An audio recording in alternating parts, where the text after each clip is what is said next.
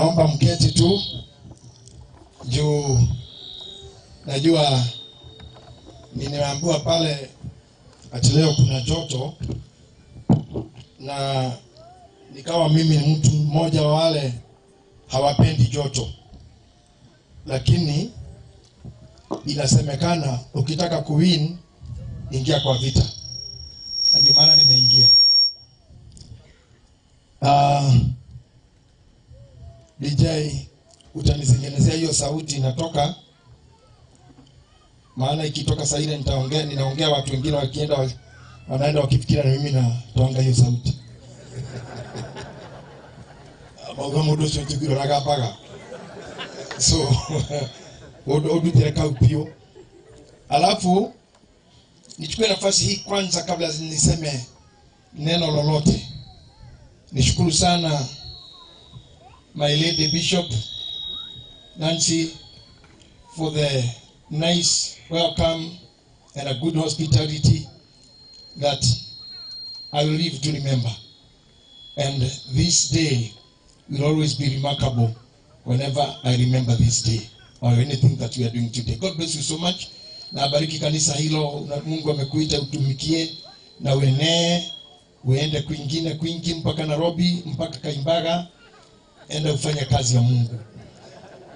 Nashukuru sana kupatana na my Lord Bishop Francis Mwangi na bibi yake Josephine Mwangi, Madam Bishop. Nisalimie tu, nimefurahi sana kukuona, na nitaka kushukuru Reverend Agnes. Kwanza ningependa tu usimame.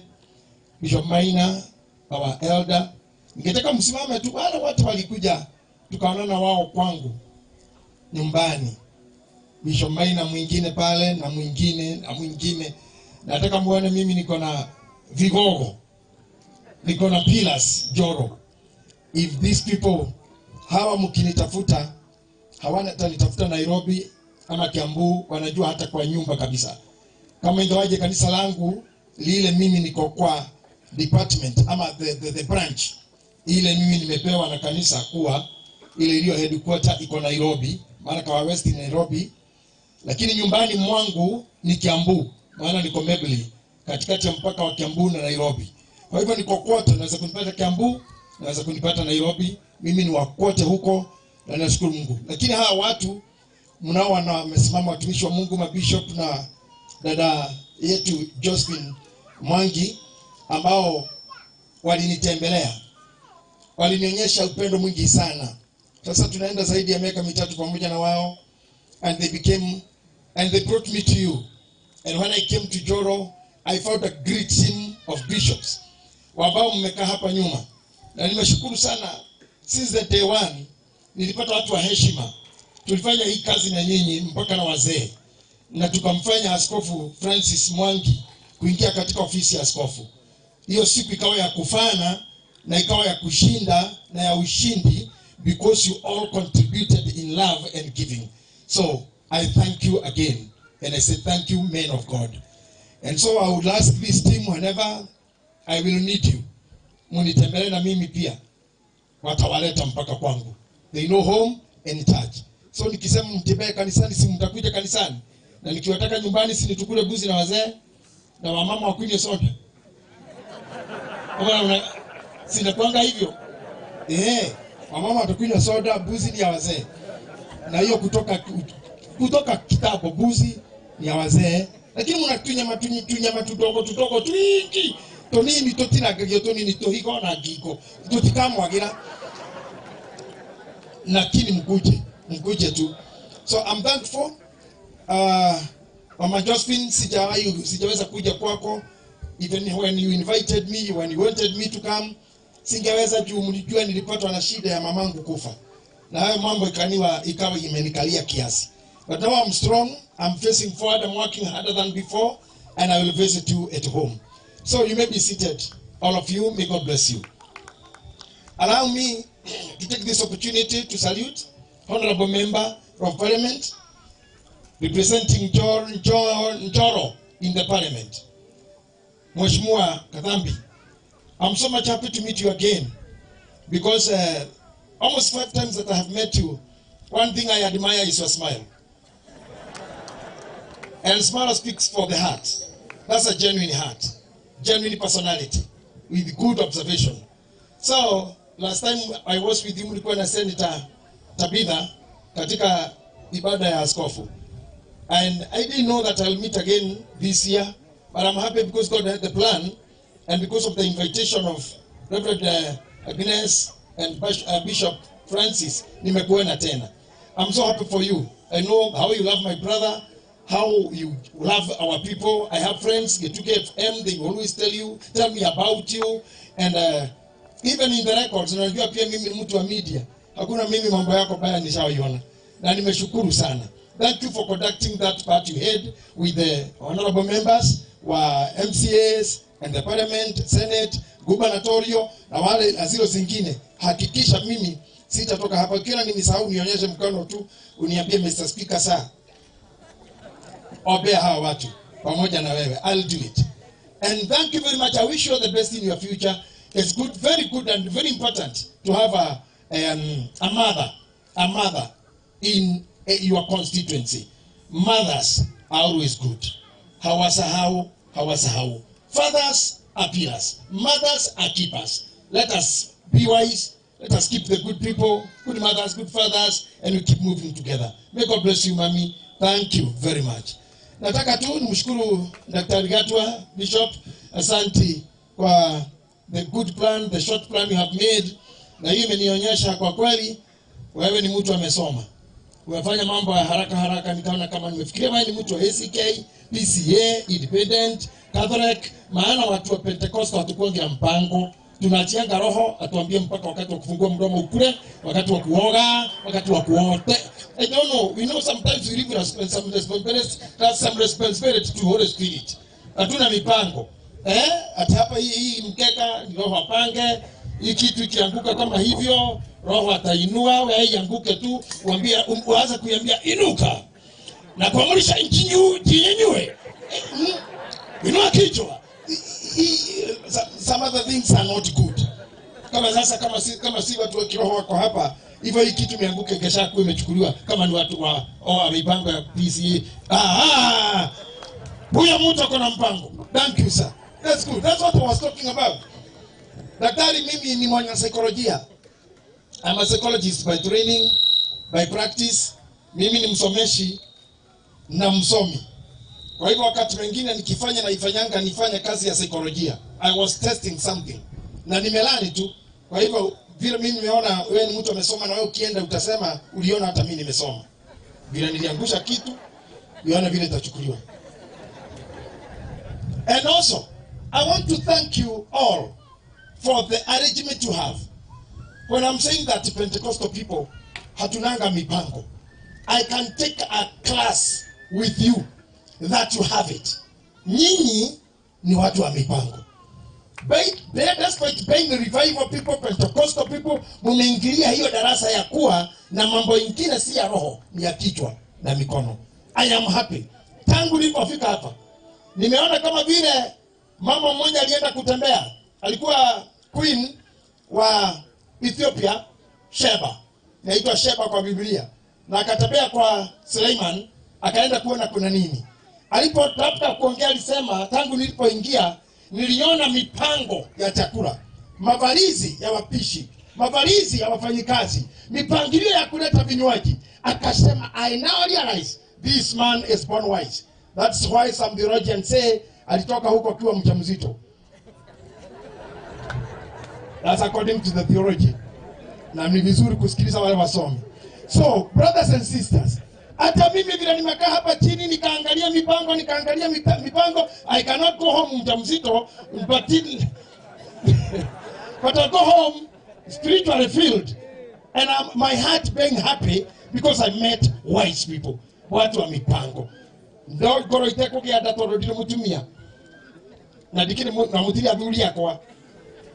No kia goro ini yakwa ihui nene muno.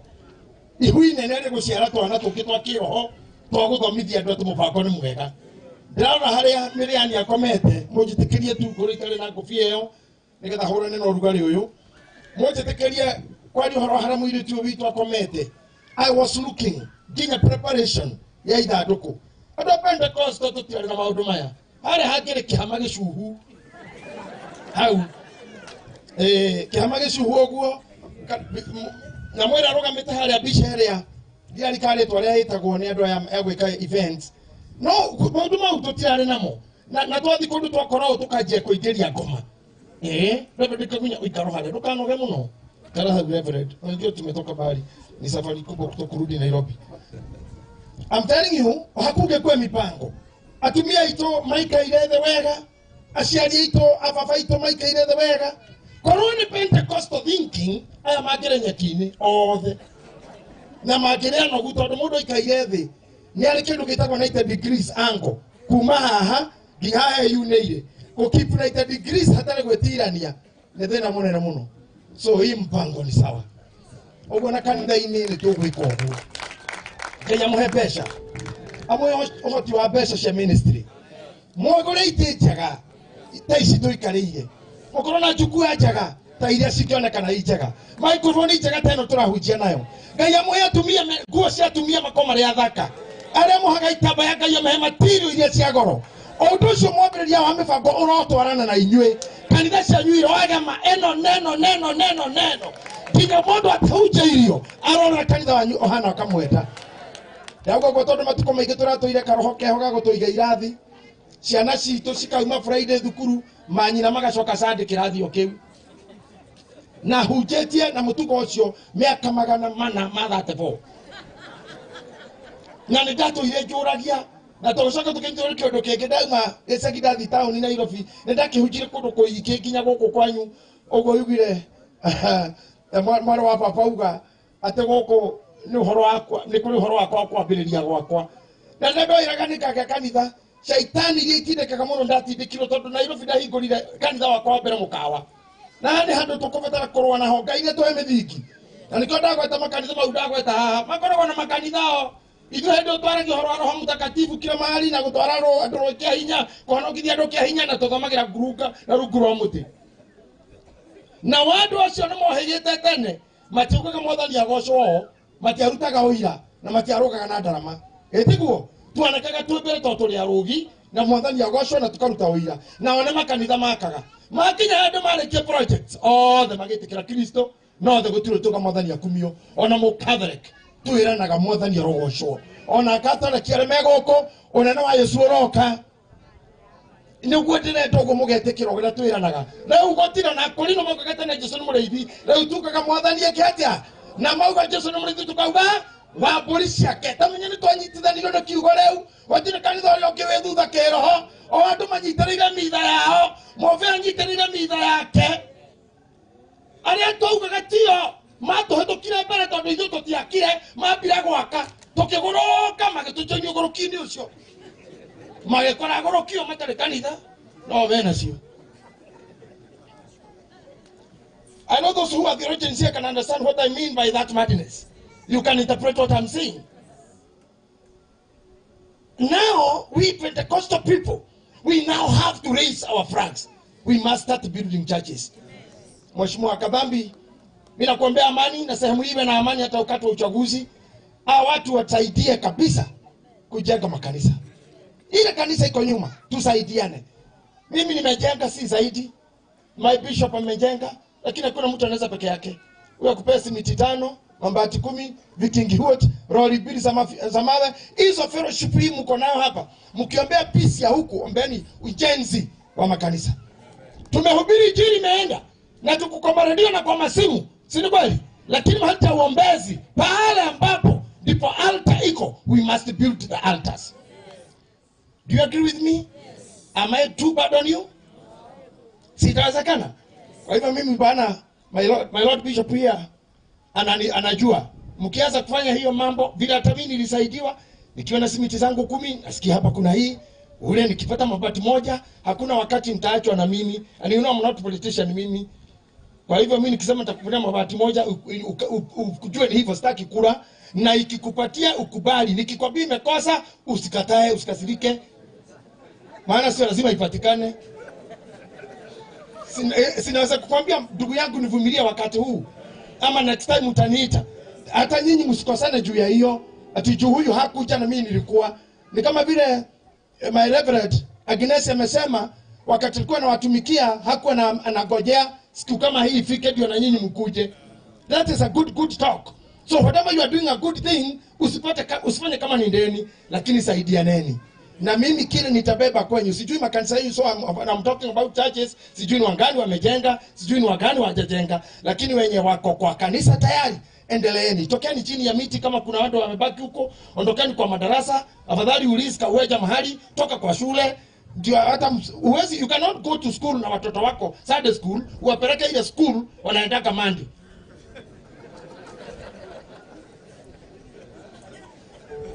Na wanaogopa walimu. So, afadhali kuchukua kiwanja mahali you can reset, tusubuke kidogo tu. So, but I wish you the best and I pray for the best. Mungu amenisaidia pale ile hoteli nilienda, nikiingia kwa mlango hapo ilikuwa ni reception ya rooms.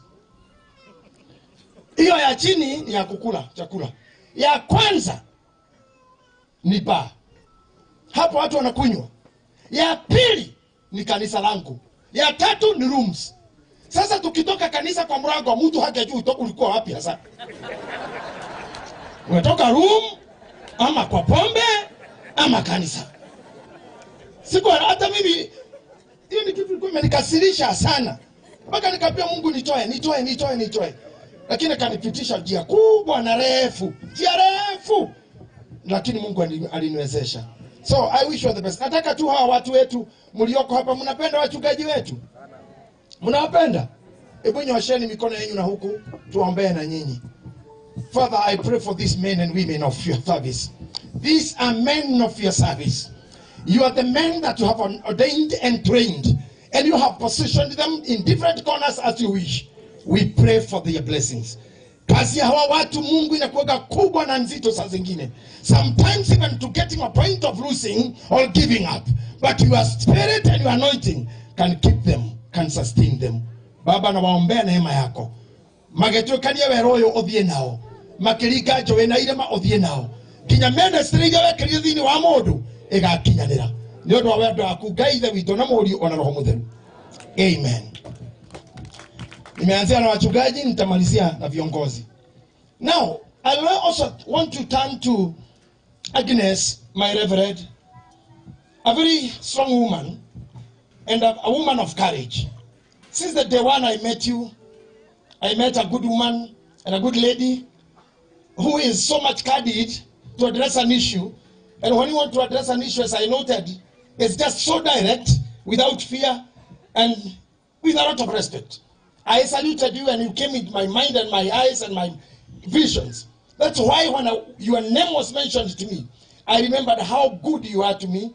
Even when you came home, even when I came, even all my people, the team I came with, they always remember you. And as my Reverend said, this is my Reverend Kanisa Kiambu kule juu, na ako na kazi kubwa anafanya huko, ndiye amesimamia hiyo sehemu. Tuko na huyo Pastor Njeri na yako Morem. Ikitu tungekuja hapa mbambasi mawili. Lakini mlikuwa nawaambia iko na stress kidogo. Nimetoka safari, nimetoka Uingereza, kufika tu wakati nataka kuchika maneno iko na mgani, I started calling my bishops. Kujua kanisa iko aje, nikamfikia nikamuuliza, nyumbani kuko aje, mama kwa aje, kanisa liko aje. Kanisa ni kuzuri kabisa, lakini mmoja wako, watu wako hapa ameumia. So, ikawa sasa niko na mipango nyingine ambayo ofisi yangu ikabidi kuahirisha. And it gave me time not to respond to that positive I'm coming. My bishop wanted to come, as my Reverend said, and many other. They remember you, they remember Bishop, they remember the work we did. Na mnajua siku ile mmekuja hata nyumbani mara za mikutano ya kanisa. You see how people appreciate you. So thank you, Reverend, thank you, my pastor. I want to say, please to the church, viongozi, na our bishop is the presiding bishop, our general overseer, amenipea salamu hizo zako kwa wingi, na wengine, na wamesema Mungu asimamishe roho yako, kupea amani, na afanye roho yako na watoto wako wengine, moyo yao ipone haraka sana. Ndio naye Mary alale tu, na mikononi mwa Mungu kuna amani. Thank you very much, Mommy. God bless you so much. Now, allow me now to get to the point of this. Nishukuru hawa majamaa wa macheza vyombo. I love music. I'm a musician by myself. I wanted to hear you playing guitars because ninapenda guitar sana wakati ninalia. Napenda madramisti sana. Na nilikuwa nafikiria hapa mkicheza hiyo kitu tunanyorosha muziki hapa, lakini kaona kuna tumashimo ni mtu anaweza hapa sasa kutoka hapa mguyu imeteleza. Kwa hivyo muona tutako ina haha mutikagete hujesho matienda tekai ni mali mamaya togeina no momake. Nemoko na tukaina hede wege na timathiko ini. Emoka hora gita. Etokaina lege notike. Timathiko ini. Etiguo. Kana tokiona lege mathiko ini. Etutona lege kwega. Thank you. Mugeje tekeria. Now I would ask my Reverend now to read for me the book of Zaburi 118 verse number 13. I'll have some difficulties today to speak in Swahili. You know, I'm used to speaking Kikuyu and normally in English. So allow me to be mixing all those languages. Need to make Swahili, Kikuyu, Kizungu, anywhere. And whoever you are next to, ukiwa hujashika, unaweza kumuuliza tu. Na mimi ukiona nimeenda kwa lugha moja tu, niambie. But I want to flow according to what you hear from me in the radio.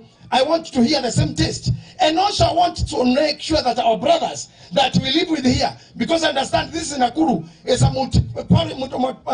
metropolitan city, and I think we cannot say a county, that you are all of you. Kuna Wakale, kuna Waluo, kuna Waturkana, Wakisii, Wameru, Wakamba. Nimesikia wetu hapa wengine mpata nimeonyesha jamaa mmoja hapa nikamwambia ni Mturkana na anyanyorosha wimbo wa Kikuyu kabisa. Nikasema haya mambo ni mazuri.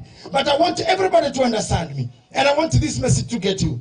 I'll use the minimum time possible so that I may allow my lady bishop aende maliza hii kazi iliyo hapa mbele yake. Tulikubaliana na yeye tugawane hii mkate. Angaliniambia yeye afanye hii na mimi nienda nikafanya ile ibada ya wafu, mimi ningenyorosha tu nifanye ibada ya wafu. Lakini tumekubaliana mama na mimi ninaenda bali ninyoroshe hii naye my lady bishop aende kwa ibada ya wafu. Si ni kweli mami? Asante sana. So allow me to do this. I want to address the heart of this family. When you are speaking and when you are doing your tributes to your loved Maryanne, I was listening carefully and I was taking some notes. I got even to a point to ask my Lord Bishop Francis, when was this girl born? And I found she was born in 2005. When I calculated, I found that she is 21, almost the age of my daughter, who is also in school doing the degree of law. And I was just feeling it is so hurting, it is so breaking to see this star, a designer, a thinker, an artist going to grave at that age.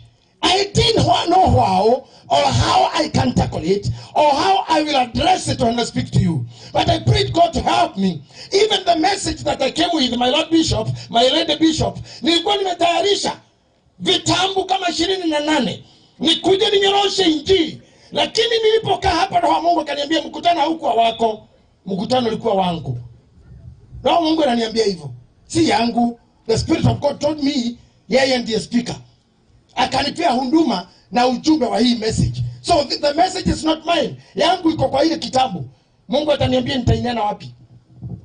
When I looked at this family and I heard the oldest man or the boy in that family, how she addressed her sister. Nikasikia majina matamu. Sisi, Size, sister, Te, Wamadur. Ni Wamadur. Wamadur. Nikasikia Wamadur. Nikasikia hiyo majina nikaona kama huyu madam, unaona mwana psychology lazima kukumbuka maneno. Huyu madam ule I admired. Nikajiangalia mimi mwenyewe niko na majina ngapi, nikaona ni kweli huyu kama angekaa hili lingekuwa nyota kubwa. Ukiona mtu ako na nicknames akiwa mdogo na akiwa katika uwanja ule kwa taaluma yake, ukiona mtu ako na majina mengi kwa taaluma yake, ni mtu ambaye anakomaa, ako na kiwango, ako na mahali anaelekea. So nikafikiria watu wananiita askofu mkuu Zebu the goat Kaipagawan Priesthood 1. Priesthood 1. Magasha 03. All these things. Nikaangalia how I was born and how that great woman called Rokasi, how she brought me up and how God helped her to make her to take me to school. And also the best thing she did is to take me to church. Now, I was asking, right at my age, if I died at the age of Maryanne, I think this nation would be missing me. And something would be lacking. Something would be missing. And the same case, I tell you, the reason why you are living is because you have still something to do. When Jesus died, he said, yote, maana yake nikuwa mbaya nini? Yai tu haijakuisha. So don't kill yourself before time. Do not let stress kill you. So there is somewhere we are walking. But there is something I want to tackle here. There are issues that I will address to this family, and to this family of clergy, and to this family of Njoro, and all the areas of Nakuru that have come to this burial. Every heart I want to address. Zaburi 118. Na ningetaka hii tuisome kwa lugha zote so that we may understand. Unasoma ya Kiswahili ama ya Kikuyu? Okay, soma Kiswahili. Zaburi 118, Zaburi 118, mstari wa 13. Nilisukumwa nyuma karibu kuanguka. Nilisukumwa nyuma. Haiwezi kuikisema hivyo. Hapana. Hiyo Biblia, Reverend, angalia ni imeandikwa na kina nani. Inafaa kusema uli, si nili. Okay. Natumia hiyo uli lakini hii imeandikwa nili. Uli nisukuma nyuma. Karibu kuanguka. Asante sana. Umepata ingine another good version. Thank you, man of God. Ulinisukuma sana. Yeah, you call it now, man. Ulinisukuma sana. Ulinisukuma sana. Ili nianguke. Lakini Bwana akanisaidia. Amen. Twende kwa Kizungu. Thou hast thrust in carry. Yeah, soma hii. Thou hast pushed me. Hiyo ni kali. Soma yote hiyo. You pushed me violently. You pushed me violently. That I might fall. That I might fall. But the Lord helped me. Ebu kuja Bwana. Wewe uko Mkorino tu. Kuja tuhubiri baba. Si tuliitwa tufanya hii maneno. Yesu ni mreithi. Ukaha twalie mundu wa Ngai. Nataka kuangalia huyu jamaa akona nguvu. Ni mwanaume huyu. Huyu gari liko limekwama anaweza liinua. Lakini mkuta mahali, hebu inua tu uonyesha nguvu tu. Hivi tu. Weka mawe. Umejaa ngori. Umeona huyu bwana ni mtu anaweza pigana ngumi. Si kama mtu wa ngumi tu, ngumi tu. Lakini Biblia inasema ulinisukuma. Hebu angalia mwanaume akona nguvu hivi, lakini analia. Ni ulinisukuma sana. Maana mwenye alimsukuma hakuheshimu nguvu. Hapana. Hakuheshimu sura. Sure. Ni mtu wa madharau. That's the reason why the English version is saying, you pushed me violently. Carelessly. Without minding. Lakini inasema, you are pushing me violently so that I may fall. Yes. But when I was almost falling, God helped me. God helped me. Yaani kuira ugatia. Kuira atiriri. Kuharithia Jehova yeharithĩtie oma. Asa. Urathoma 118 verse 13. Rwagikuyu kiuriki. Wathoma hatari ho. Ni. Toko Bible 118 not 19. Verse 13. Hii inasema mambo kama hayo. This one 19. I want that 118. 118 is here, no? Verse 13. Yes. Yes. Leo yangu tumepata hatari ho. Waadika umenisukuma pia. Newe ya wako mwenema. Wadurumire muno. Igwa.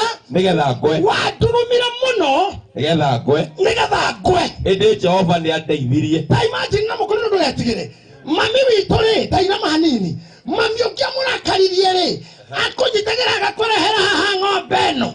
Wakorete kumenya gutuma ore hari akwaja na wanini. Maito jare idero. Maito niyo ikinya kuhura mundu mugima mutego. Mukiatisha niyo nake kunyitaga kanyitira haha. Agakoiga thi. Ona the yake roho kuri andu mahana ndoro kathi. Wera wa otioke no gaturumaga mundu muno. Nigetha agwe. They are Hamudaru Tiama Kanida. They are Keroho. But everything you see, everything you hear, it's spiritual. Sure. Spiritual. Hemudena besa yote mukonoti. Oyote. Nego shokia. Nego shokia mheshimiwa. Inaita kwa kiri. Ukitekia na spiritually. Physically. Neigatati. Yeah. Physically. Yeah. Neigatati. No, spiritually. Niroho othiaga. Tondu thiini wa ngiri ino ri ni haitirirwo roho wa kumienda. Ego no marego mano marenda ngiri. Ndogienda ngiri ino ndamuna ndaga kona mheshimiwa. Na nyoni andora igena ngiri ino. Tarora atu othe roho wa kwenda ngiri iyo. That's spiritual. Very spiritual. Thiini wa ngiri ino ri ni hari ukari. Tomundu nikara ko kanitha gukihotho.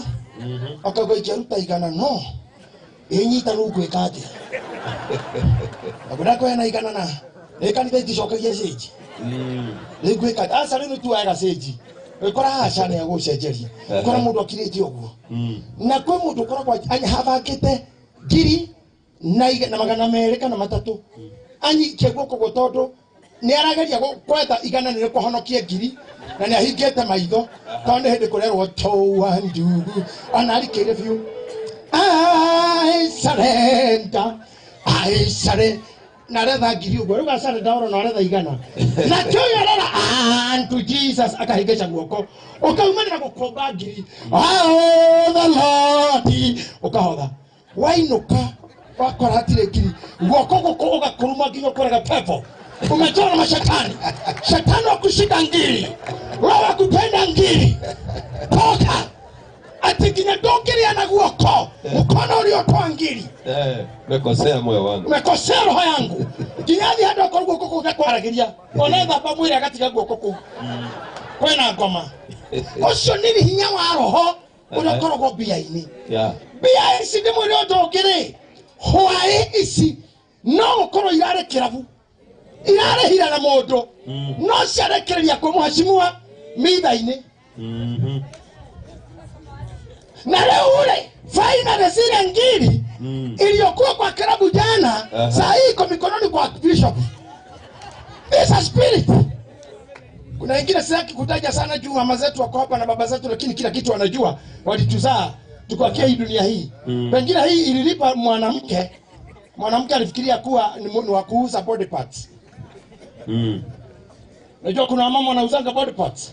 Usiku wako uchi kwa street. Kukutana na mwanaume nakubaliana kulala ni ngiri. Angalipa hii ngiri. Na uko na mama analala kwenu. Asubuhi akaenda baada ya kulipa umaraya wake akanunua maziwa. Ikaachwa hapo. Mheshimiwa naye akapitia akapewa ikiwa change. Amenipea. Imetoka kwa nani? Kwa hapa. Nimekwambia hii ni roho. Hii pesa inaanza kuwa imelipa muuaji. Yeah. Enda uwe mheshimiwa fulani. Enda uwe bibia fulani. Si mnasikia siku hizi uuaji umejaa? This money might be used to kill. Have paid a murderer. Sure. But because this is a spirit. Pesa inaweza lala kwa baa, kesho ilale kanisani, siku nyingine ilale bank, wakati mwingine hospitali, iwe imeraliwa na gari kwa accident. Pesa ihana shaitani kinya gari yekwetano ikoragwo hau. Ikomeirwo ni amwe makuire. This is a spirit. Sure. And that is what I am telling you. When this thing is we are talking at it, ni waturumira muno. Nigetha ngwe. No Ngai akihonokia. Akindeithĩria. Wacha niwaambie. Yale mambo kila mtu hapa amepitia. Amepitia kwa roho. Na ndio maana nimekwambia whatever you see and think is very spiritual. And what I'm talking about, kama vile tumekubaliana hata kupata pesa ni spiritual. Hata kufa hii unaona kufa ni spiritual. Sure. I came to tell you, there are spirits of death that moves without the directions of God. Juu sisi ni wahubiri na wengine wenyu mmesoma theolojia, mmefanya training, wengine hamjasoma hiyo theolojia lakini mko na uzoefu mwingi wa muda, na wengine kama mimi kitu kingine, lakini kuna kitu kimoja kwa kanisa zote inaitwa liturgy.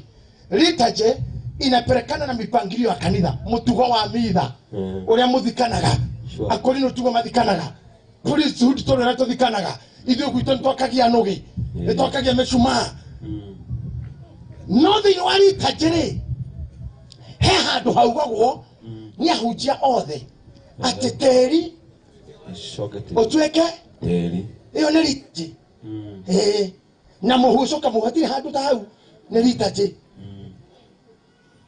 no na kekwire thini wa ritaji ori muhuje ni okaga kauba ne Ngai waheanire mutucokerie etugo tugaga ara makinye taraba guthikana etugo Bishop Maina no wacokera na mitheo ri icehuritwo miandiko-ini maria mandikirwo ni horo wa Ayubu uria Ayubu girarira indo ciake ciathirire na hau no hakeirwo muhu na ni hori tachinyitagira. But listen to me, tiga ni hau tugaga ni tondu ura tuthondekete masi citu ri tondu na priesthood no gwo tugaga o manite atiriri ti andu aria othe makuaga ari Ngai ucokagira tiothe. Very true. Tiothe. Na nekwenda hujja tunyitanira kwate tondu muria mahoya. The Bible says korone bugatore Madam MP tukiwa Mr. Speaker sakana Madam Speaker, we have to take a minute tukalia kutambua what does the Bible say in article fulani na fulani. The Bible says you will see the children of your children. Aujani mwaraji kwa mwaraika ni mutukira selfish. Biblia ugagana ni ukona siana na kwa Biblia ugaga wewe wa hau pachogo kwa kiubi ogwo atene kona siana siakwa Maryanne ni akona omothe jokira tomena gekuo gia siana nini. Amina. Na ndona gugikania. Amina. Leko soka juke haha. Leko kajaria na Maryanne. Rira kwika ibada ya wafu.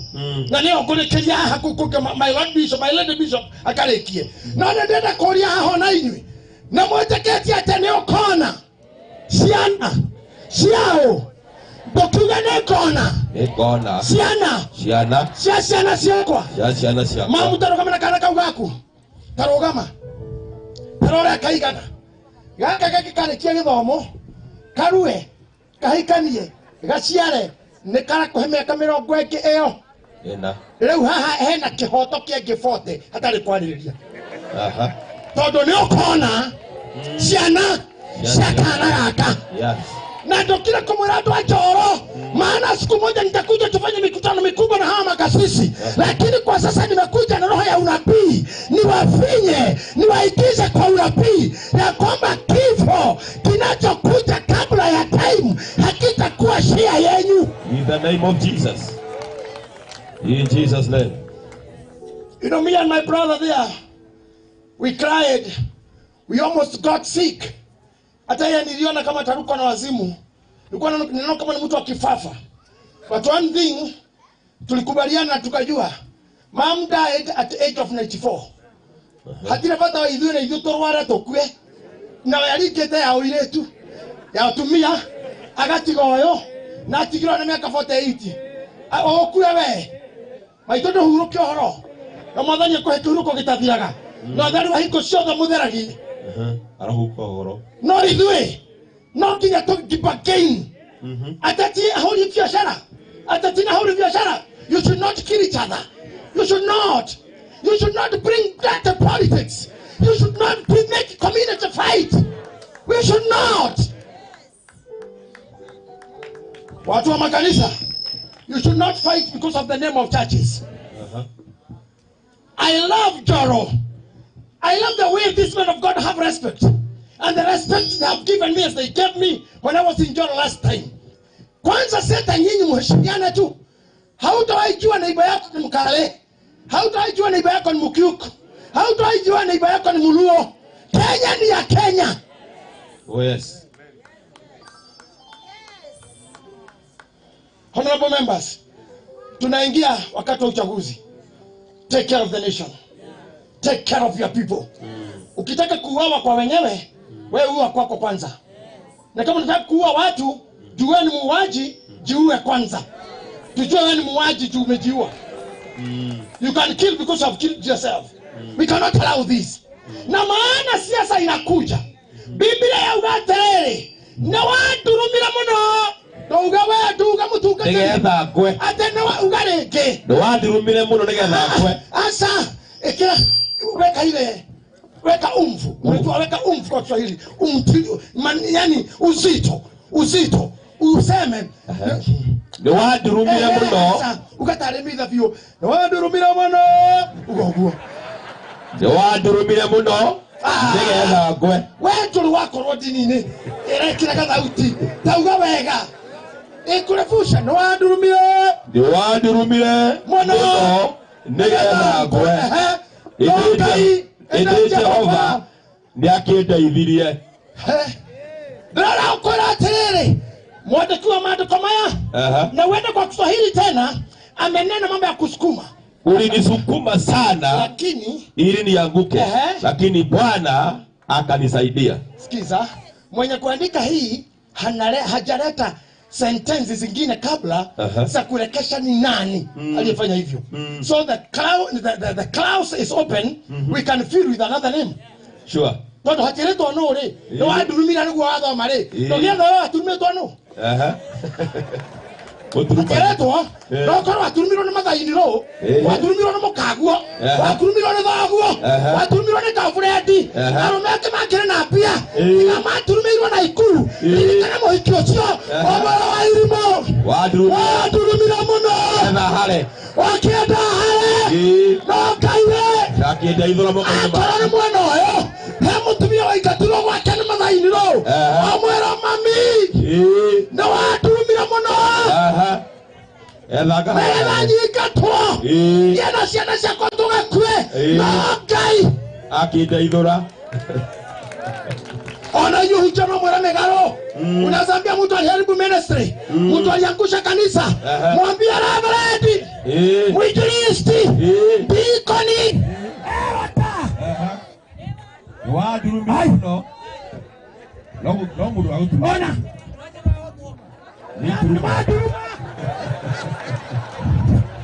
Hey, ana DJ no kodume pamono.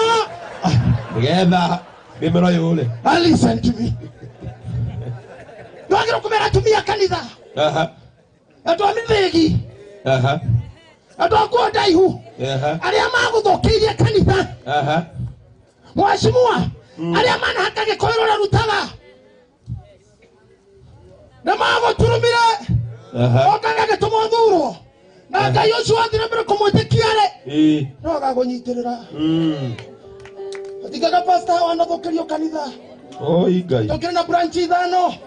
Kana branch nene. Kanitha wako kihunjitie kundu guothe. Tiga na itha wangania. Tiga na itha wangania. Tiga na bishop wangania.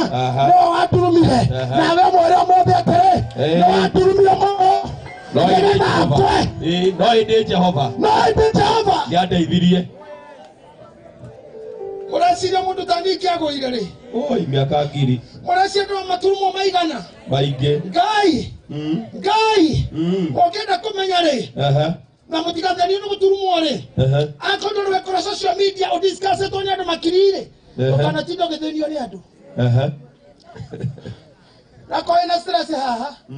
Rogashire tu wena thina munene. Ate stress ciaku tondu wa your mother. No your father. No your wife. Tene oma guthupurite kinyo kagwene kuyuraga. Kamenya gutire mundu ukui. Tene osabetio. Tejabetio muno kinya ndothe makanyarara. Ariku. reke ngore ndu mundu ukoe we acha ako ndu kumenya ni ndu mundu ukoe ta thiu ikira wandika ritwa riaku ngugo oikira ngugu wandika ritwa riaku ria ruta no ohorere thimu akonere kuma we murathime we wana leti kauma omenye ndu mathabu-ini ma andu aria magwetagwo cikaro-ini cia andu na itendini wago guthi nyamu itagwo AI meto wandike kwa meto wiu wandike ritwa riaku hasa no kienda kumenya nie ndi uri ta ikiro ndi haha wathi AI wandike Bishop JJ Gitahi ni ukuona maundu utari wa igwo ona manginyonaga ngamaka kataririo kinya kuria ndathomeire aka 1988 ndahikitie muthungu ni 1988 ndari thukuru atu muthungu atagoka Christine Justin JJ aka na twatiganire California and I was in school yonde kama mheshimiwa huyo haha uandike hivyo utakuta ila sasa nitumie jina lingine mnisamehe juu ya vijana wapate nasema wale ndio wanapelekea watu shit hizo zinaitwa shit wazungu wanaanisha umeokota mavi ya chochoro ile nafaa kuwa kwa mfereji wa west unakuja unamwaga kwa mtu nje that's what they mean warogota kikogea kajo ya si wa laini ukaita kwa mtu kanithaini ukaita kwa msi wa mtu uitero hiki wa mtu wagusha wedding ya mtu wagusha event ya mtu na mbona motore ni ndiye ninaga wiki nenda discussion from TikTok to Facebook to WhatsApp to Facebook to YouTube Telegram na metaga kwe na twasio na mundu meta muno nigetha kwe no Ngai ya ndaithetie nyitirira Ngai oi maoi Ngai ni Jehova it's a big church today yes kila kwamba kunegana watu wananijua na ukiharibiwa jina kama mimi nikiharibiwa jina kama Ruto ukiharibiwa jina kama Rigathi ukiharibiwa jina kama Sifuna ukiharibiwa jina kama marehemu Raila Odinga ukiharibiwa jina hivyo kama wanamuziki kama kina Queen Jane na ni marehemu kama kina Kegia kama kina Kamande kama kina marehemu Muheko Karango baka Karango Gai Karango Jesus Gai ni Karango na koma mwathani wa muoyo ri Gai gwa Karango tha baba kaka o haria kare kahonokie Gai todo akora tumokiraga mena mkwaju mami hebu nipe mkonjo yako dakika moja na unibarikie hata mimi nitazeeka ndathimire ngakura neguo gakinya na ginya haria ugukinya no guikara amen kuri andu mokiraga makoha mukwanjo toyo wina maitu no ti awira ungi ndothome hau no wadurumire muno hatiro ndokimekaga nigetha ngwe ona ni mutumia ni iba no okira oya mukwanjo ararora mucio ure guturuma akihiko ni kiriku akona niragurira itakini mwari guo akaga ogwo mwari no yendagia mai mako na ndikinyo maguritwo na umaraya mwari yendia na ikura gura itangi kali kitu ni uiru mutirimo uria wakerenda guturume gethogwe kwaja haha mundu mukristo hapa wewe nionyesha kama ni mkristo mwehoagire itunua twanyu mutohana twarogi tondu mutumia wakirwaria mwana hatu hothi mahoya niwe kuga nikayura muhura murimu to coka mucio atia tare gwithahia hindu twamenya na nyina tuire kwago yogo aramuria kuna ndo hanoki maingiragwo ni ngoma ya kumenya nyamu na matithomeira rwa ngiriga caka rwa veterinary sure okite gwaku akinywa cai akarora uguo mbia kahituka akauma kauga ngai ngoma ngoma hitukire uguo ndorete na ni akowagerwo na wiki thiru arare ndondori kwa mwari irahituka na hau riu ngoma icio kuri andu mokiraga nona marabata no gwa mabatete makitukana na mundu wa guturuma ri riu uyu no angiariririo no aria anika ihu na ti ihu no kwagirirwo ni mwiri na kuria nyeni na bebe cia mitungo akrohe mutumia ha muturumani ndore mundu kagiria rugame sure Biblia yauga niwe watumire ndugame niguo na ndimure kaundu kangi ona na makiguaga he mundu togwo Stephen ahurirwo na mahiga na ahurirwo ni arume na kinya ura omenya mahiga mari na mwana musiki gwire mahiga mari na manager todo mudo wigwa ka wita kwa Sauro atani tuka Paulo no manager wali manager Philip I mean Stefano kihoro na mahiga na wate kaga wabui aiketie mana kamano wa Njeri we mutoda tu wanya ateni mana to mukuri hona mahiga mara wikirie ni Musauro ataraga agithi kona mahiga aturetie maru mamuturumete getha gweri atugarire aroririe maitho make na iguru yiro ni roho nionire Jesu aikaire gitine kia Ngai na riria muonire wira wa Jesu no ta gwikoria kire riria oniro ni Johana githamaine kia Patimo riria Johana arorire iguru onire iguru ria hingurwo na akiuga hau iguru ri ni hari tumende twari metwo ni gukunurwo no uria wari munene wa kirikaniro Jesu ri akihingura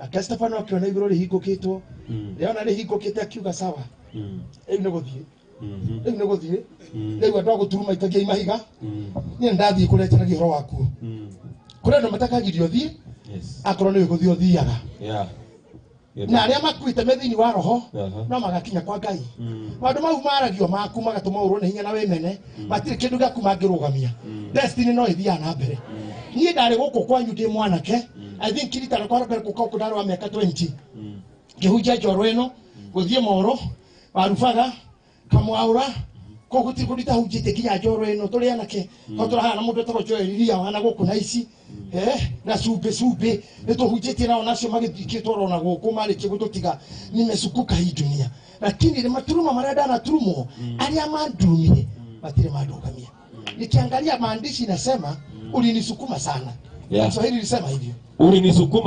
ulinisukuma sana ili nianguke lakini Bwana akanisaidia. Kuna kitu nataka kukwambia hapa na unielewe kabisa katika hii ngeli ya kusukuma kuna kitu ninaona kinapelekana na maandishi yalivyo kusukuma hii maisha hata tumeishi ni ya kusukumwa na mimi nitaombea leo maana hata mama yako kupatana na mume wake ndio makuzae mama yako alisukumwa hata mama yako alisukumwa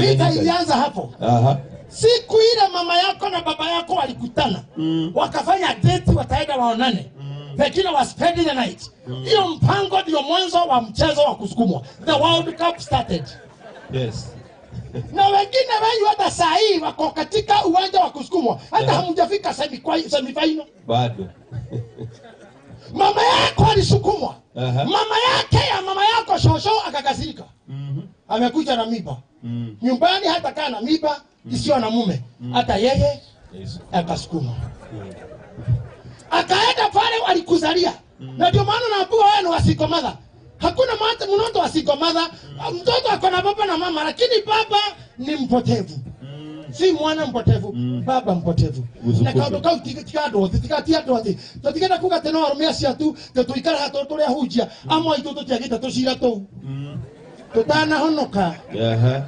twatигete andukundu no ndo agucunga kanitha mundu aragenda taisia naongero mberero ni uri kana ndondori mwalimu wanya kiambi hai yale mwana wako no tondu Ngai agwitirira rutera na kenda kirugamio ni ciana history yetu turaga hau no tondu no gasukumwo uhunjitie rugo togo hunjitie mukagwa ni ndahuruka mukanyitana mabishopu twathi kwa kibishopu itu tukamugwire horo mutikamuthike mugikinya mugakora court order ara horo mutumia ciana ciake no nginya igairwo mutire muigwa guo njoro mukoria Ngai Mheshimiwa Kadhambi akiwa Elimuru akitaramuka kutoka bunge ya kuja mazishi hapa Njoro kwangu anaambiwa na wengine mheshimiwa usiende kotoda imesema mazishi stop anapiga duru ai nakema brother mobishabu akwaka madiko maro kama tuna hikiana Mwa kuja na dhuri hadi unajua wazee wanajulikana wanaongea kwa sauti kubwa kinafikaka mambo wazee wanaongea kama mama kitu kwa ati turogamana leo niko refu na ndio ukiona mahali kuna wazee watatu watano kando hiyo ni court order mazishi hakuna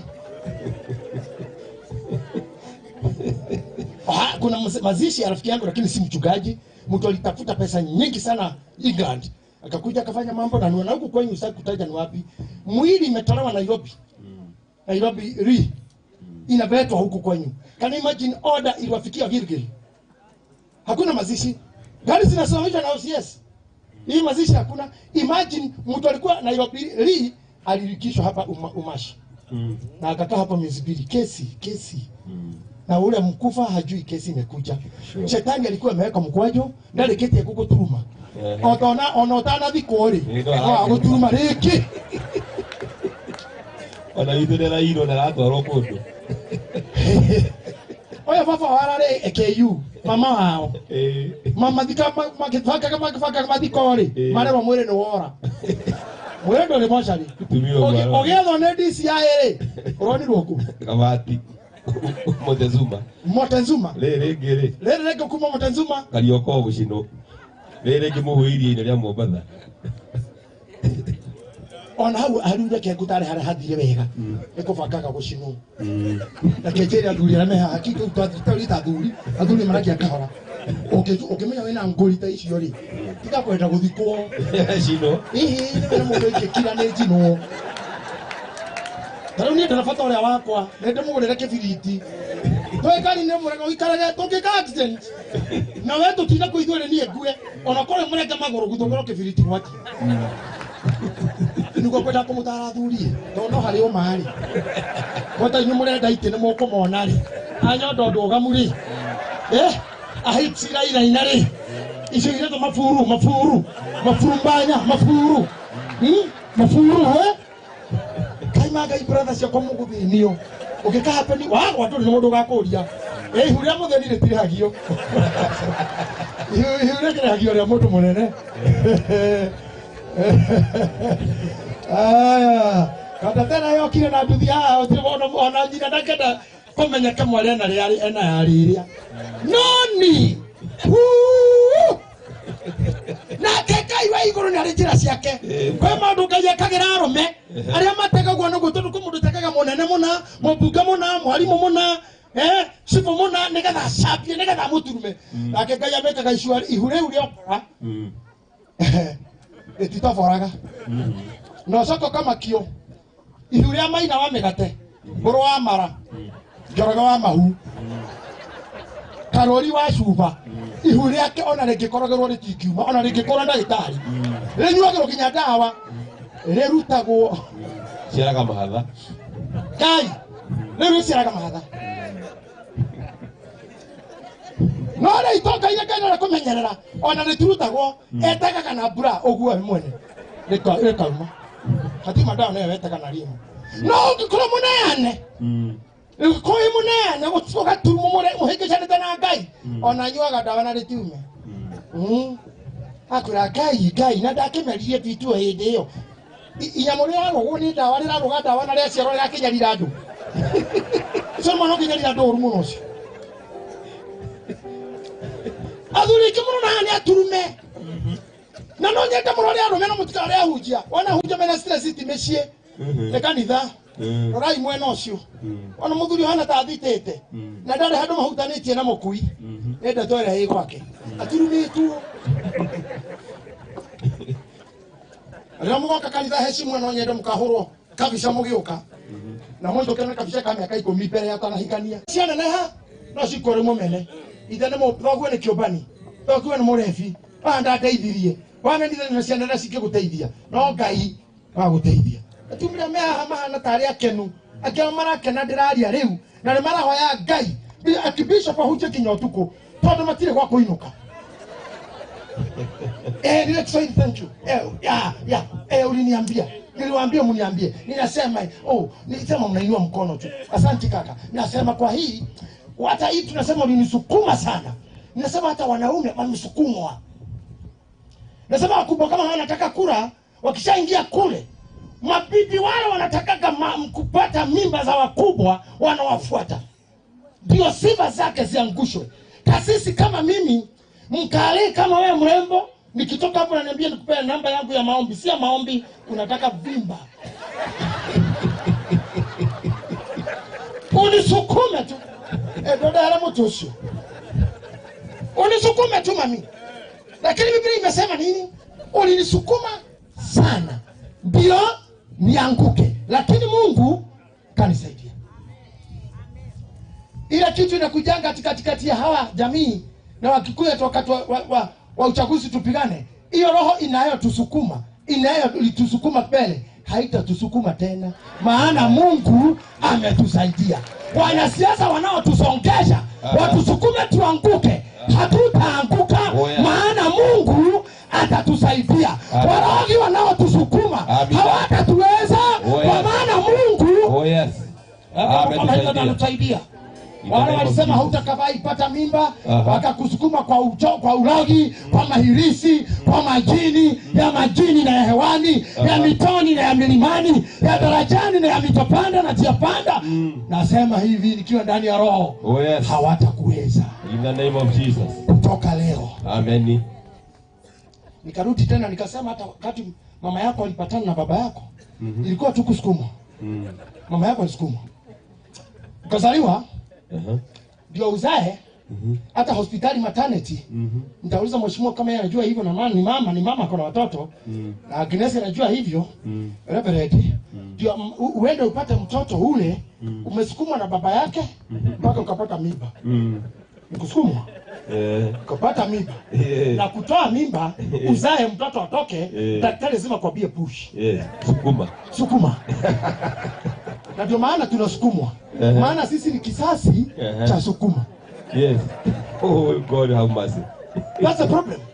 Tutindeka kwa watoto wa banere hiyo nginya guciarone push. Sio madaktari wanasemanga. Wa mama msiniangushe, useme ukweli. Kuna my favorite fan wangu kutoka Mombasa hapa. God bless you mami. Si ukweli? Mnaambia sukuma mpaka mnachapa makofi. Push. Mama utaua mtoto. Push. Tuona watu hao watawaambieni nyinyi yote ni mazao ya push. Yes. Na Biblia imesema you push me. Na ndio maana mama mwingine kipushi vibaya anaua mtoto. Hata sisi tungeuawa tu. Ni Mungu. Hebu soma, you pushed me. You pushed me violently, that I might fail. But the Lord helped me. Let me remind you something. When your mother was making a baby in her womb, your father was there. Yes. You know what's what? Yes. When the fertilization was taking place. Yes. Here, we call it biology. Inasema nguvu za kiume zinatoka kwa mwili wa mwanaume ni mbegu 3,000,000 ama zaidi. Raundi moja tu. Usukumano. Wanaume msukumo. Kama mmefanya hiyo kazi, hesabu ni kama raundi ngapi ushatembea, umesukumwa. Na haukuli vizuri. Ndio unakonda, ukienda ni kama unarudi. Na unasukumwa na ununue chakula. Na usomeshe watoto. Na utukanwe na bibi. Utasukumwa. Na maisha ni ya kusukumwa. Lakini Mungu atakusaidia. Hallelujah. Wanaume hapa najua sio nyinyi mmeokoka nyote. Najua wengine unasukumwa nyumbani na usukumwa kwa yule mwingine wa kando. Hatira hado hedhayo. Yasha. Unatoroka nyumbani, bibi anakusumbua, ukienda kwa baa ukunywa bili ulale, huyo aliyenipa your neighbor akupole pesa. Ukifikiria ulale nje ndio ulale vizuri, hapo ndio shida kabisa sasa. Utaparwa afya na mfuko.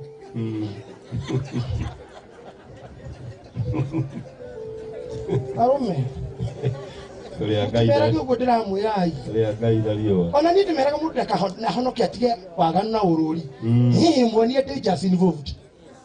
Dangers involved. You know, anadikona kwa nira ni hanywe. Unaona arume? Arumeri. Okenda mahonokio othe mere makinya matugini makaga mundu atumia 10. Othe. Arumeri akorwo mwe watana na tene. Waki. Kuna atumia 10. Share.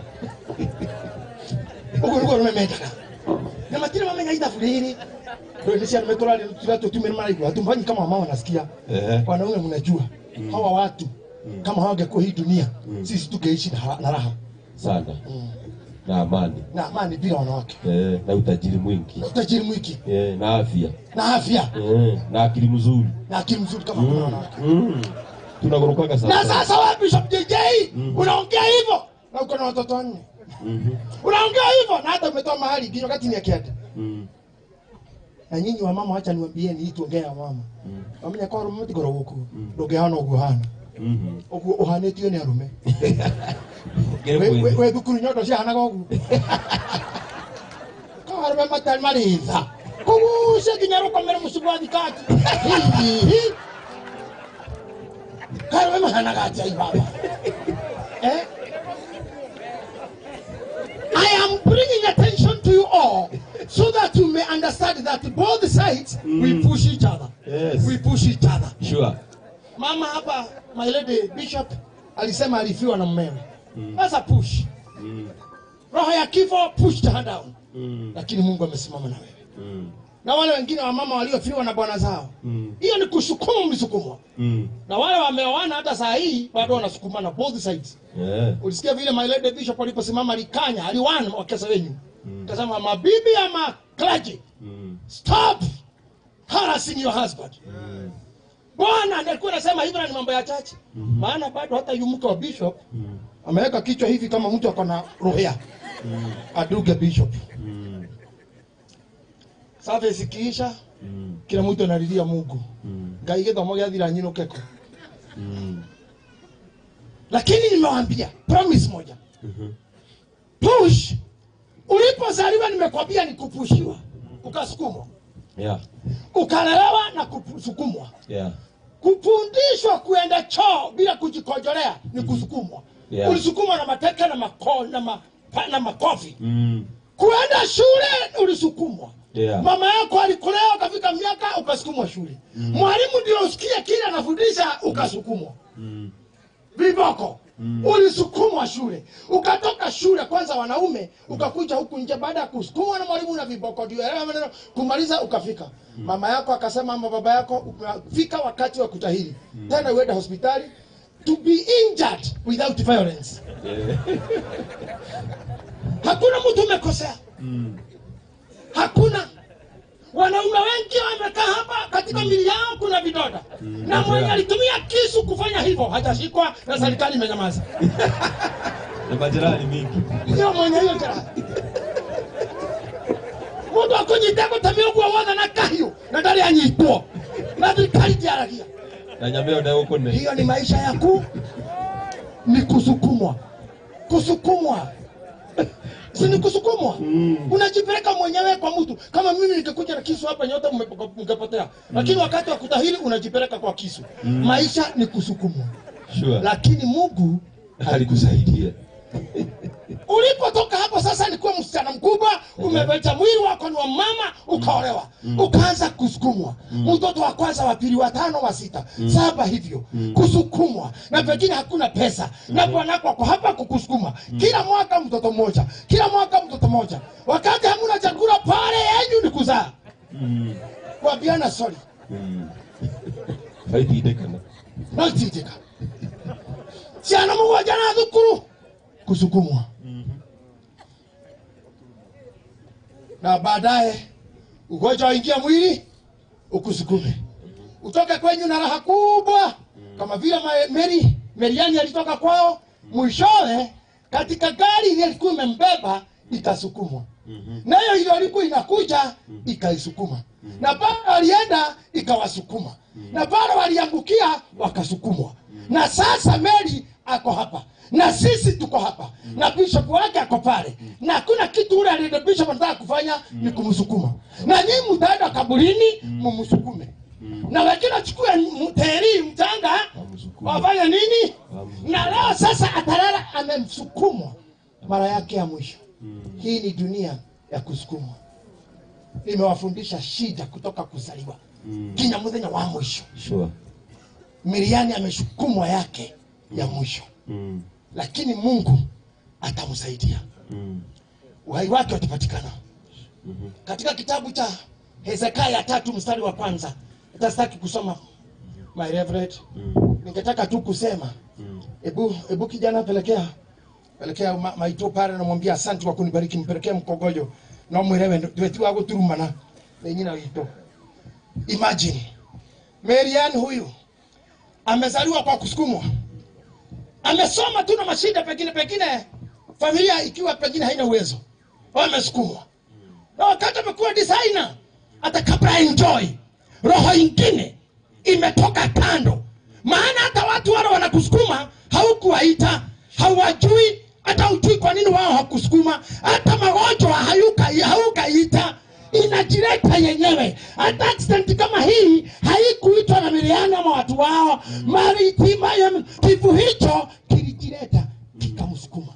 Ndio maana naomba tumesukuma tukihubiri, tumesukumwa na machifu, tumesukumwa na serikali miaka mingi, tumesukumwa na madaktari, tumekosa dawa mahospitali, tumeshindikana elimu wakati mwingine, na ukulima unaharibika wakati kuna mvua hakuna, tumeoa tunafundisha, tumefungua makanisa tunahubiri, tumeweka biashara tunaendelea, tunasukumwa. Na wakati tunafikiria now it's my time to enjoy, wakati tunataka kukula, watoto wamemaliza shule, ni wakati wangu kurelax kidogo, kansa inakusukuma. Nichoka unajenga nyumba na bibi yako pengine ununue pale Kitengela, wazee matajiri wananunua hapo, unapandisha nyumba, naangalia miaka yako naona uko 55, unasema kutoka sasa mimi na bibi yangu tutarelax.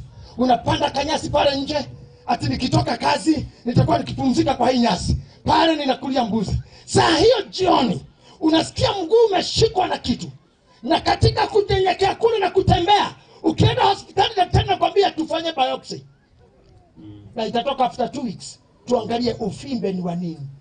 After 2 weeks cancer ya leukemia. From there chemo, safari ya India kurudi katika Maryanne, hata pale mhubiri akusukume. Ndio naomba Mungu kuanzia sasa atusimamishie roho ya kutusukuma. Amen. Maana Biblia imemaliza na alitusaidia. Amen. Alinisaidia. Oh, yes. Kuna magonjwa yameinuka na ajali kama hii. Yes. Isukume mtu hivyo. Maana hiyo sentence imemaliza. Ulinisukuma sana ili nianguke, lakini Mungu akanisaidia. I pray. Kwa vyovyote mnavyopitia, wana biashara, amina, hawezi fanya biashara miaka yote, wakati wataka kuenjoy, ndio hawa waizi kwako na shoka, wako na buduki. Why should you die before you enjoy your life? Unaweza mkono wako usimamishe juu hivi na useme nimekataa. Nimekataa roho ya kunisukuma. Roho ya kunisukuma. Mungu nisaidie. Mungu nisaidie. Weka mkono tena useme kansa.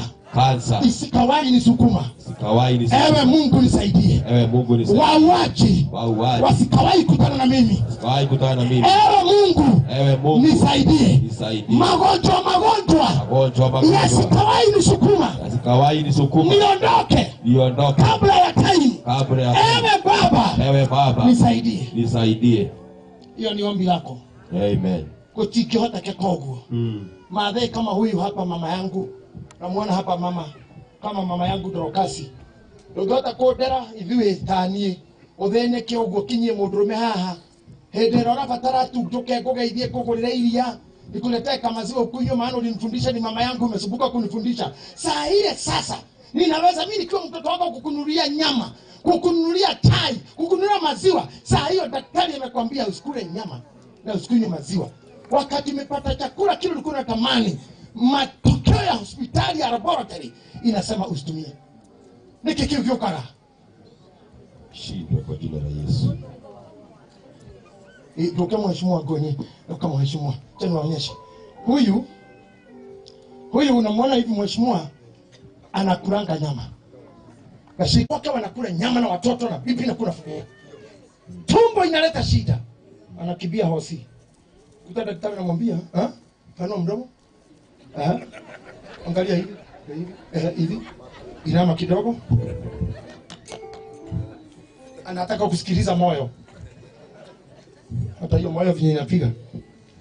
Anambia daktari, mheshimiwa, kulingana na vipimo na vile nimeona hata masikio, kutoka leo uachane na nyama kabisa. Usikunywe sukari. Dufia. na usikule mahindi kwa barabara. Hakukula maembe ya kukatiwa za hurbaru na mananasi kwa barabara za nami. Sawa? Maana ndani yako lisotarabu uko na kitu inaitwa hygrochlorotic silicanica silplephria homogrape interlohudai motors. How itomi hudai muri mwata. Hudai motors. Na hii inaua watu sana. Endo kunywa maji sasa. No food. Hapa naye kuna maskini ya mtu. Hana ng'ombe, hana shamba, hana pusi, hana kuku. Koja hospitali iko hapa. Uko na hospitali iko wapi? Ateni maraga sio kwenda hospitali. Ukaha. Leo kidia dia. Kwa maana mwarwara ateni magai gai. Kayala mohera dia daimono wa mai tuma mundu aturumo kinya murwaru. Amen baba. Ona thiko heo kana ona toraigua ruwa wera wa magoro twala nawe. Twala nawe kwarigo. Akoti hau na kwaga kuori. Mutigashire guturuka itoi. I did too much in hospital and I'm doing my first papers in psychology. Irumi, muturuma mwenyewe, mutuyo huo. Iyo dita kiri nikikana naku, baka jirora tiri ndaitari akakuruma. Oreda hejo kwe, oreda hejo ore. Yani nani mama pia. Na itoka jara gerio huo. Agakani. Wewe kwa kinya mam. Enda agakani, enda mata. Ro mam, kija kuma gario. Ukiwa unasema mam pole. Mam kucha na hata mtoto na bebewa. Excuse me. Mam. Unaonekana kama umechoka. Can you nikutandikie ulale another 1 hour? Then I take you there mam. Mam. Lakini enda wewe kama huna kitu. Wewe kwelalia kana kwelo hau. Rada idara kau. Hata bena kama ni ndo akifanya kama ndo katia taki. Ama tuko haki. Okay. Kana ogero hau. Ala yo kidia no kono ngikirito sa sorry kaine kagoto itho ntogotho kana dawa ni kuri kai no yora gothi kararia kayora moheria daimono ya thina Thini wari toria Jesu kayora moheria daimono ya muri kagato in the name of Jesus. Eno ikinya mirimo ere ikagirio ngoma ikagiria thini ni mirimo fani orona gitoka kiiguigego jira ikaya gude mai ne kuri aja gutire ana ihoha ne kuri ro juice bero Ushawahi ona tajiri amefura meno? Uwe mgonjwa wale wana kitu. Tajiri huwezi kumwona kwa hivyo. Na mahoha. Na dukona kitoga, hakuna kitonga utaona na hiyo. Mahoha sijui inaitwa nini kwa Kiswahili? Balls eh? Balls. They don't have. No. Hii ni shida za wengine. Kuharua tigwa itoka. No. Oya kwa na ngoma yako harua uka deliverance kani kwa mwe haya. Ulimo wa ngoma na wathomi. Lakini matajiri na majina. Inafanyangwa hivi. Hyperacidity. Na anafanyanga hivi akiongea na watu. Leo waigua hyperacidity. Ni ugonjwa mmoja wa matajiri. Hiyo ingine. Kuna mguu inaganda sometimes usiku. Na ingine ni insomnia. Kukosa usingizi. Hiyo si hata mingine nitaonyesha bila matajiri huwa. No atheni memory magana mana itenaye mundu umwe. Kinya igwa murimu ura toto mugai githuku githamengo gwithwa muhare bilihazia kuho kama hizo yohera kimeshia itu Thini wari toria Jesu. Naomba hiyo kitu iondoke kwenye In Jesus name. Ona matura maki. Uko kitoka ni kala Lavington. Lavington. Muthaiga B, Muthaiga A. Kilaleshwa. Membly. Atwara hinyerero igwo kamundu ikara riri. Ni magoro. Tari dweku. Ng'ombe nguo. Mukuru kwa Mayaihi. Mukuru kwa jeka. Kari mamwaro. Karua ka nyungu. Gayoro teithia. Dennis yoyo tonda kile kindu ara gwaterere mheshimiwa Dennis. Wewe kutoka sasa daktari ameona uanze kukula nyama. Na ni mundu magai mwana ndali feju. Na sasa uachane na githeri na ugali, nyama kila siku kwata, ng'ombe, nguruwe na kuku. Tena maziwa glasi. Mayai ya kuku kapi. Murimu na yokaga atia. Ore wina cia karogamio, ore otana cia kahikorero. Maundu mani mutoroga na twaturumirwo muno. Na no kinya marugame. Kwa njira ingĩ tutekũgera. Ngerekia ngũmwĩra atĩrĩ nĩgetha tumagarie Maryanne. Tumzindikisha huyu dada yetu. Yes. Amesukumwa. Yake ya mwisho. Na hata sisi kuna mambo inatusukuma. Yeah. Tukiongea ukweli. Kuna mahali hata sisi bibi amekusukuma. Bwana amekusukuma. Ushida imekusukuma. Pesa imekusukuma. Fees imekusukuma. Pengine hata mama yako anakusukuma. Kuna magonjwa kwa kwenyu inakusukuma. Kuna mambo inakusukuma. Kuna mafikra inakusukuma. Kuna kesi inakusukuma. Kuna mapenzi inakusukuma. Nataka kuomba leo. Hivyo Biblia imemalizia. Sema tena. Ulinisukuma sana ili nianguke. Ulinisukuma sana ili nianguke. Lakini Bwana akanisaidia. Lakini Bwana akanisaidia. Amen. Na waturumire muno neguo kwe. Ni wathurumire muno nigetha ngwe. No Ngai. No inde Jehova ni andeithirie. Kwa Kisungu, you pushed me violently. You pushed me silently.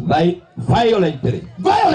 That I might fall. That I might fall. But the Lord helped me. But God helped me. May God help you. Amen. Amen. And I want you to promise me. Mwali that one December no gakorokuo. Yes. Moyo. Amen yeni. Utaruka mwaka. Wacha niulize hata wale. Tuongeani ni kweli. Tarehe 1 December mwaka huu mtakuwa? Yes. Uhai.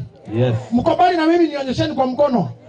Nataka kamera ione. Nataka hata kamera yangu, nataka cameraman wangu aonyeshe hiyo mikono ionekane Ulaya, ulimwengu yote. Watu wa Njoro wamesema mtakuwa tarehe 31. Na niwaulize, weka mkono tena. Unajua Biblia inasema kuna nguvu katika ulimi wa mtu. Yeah.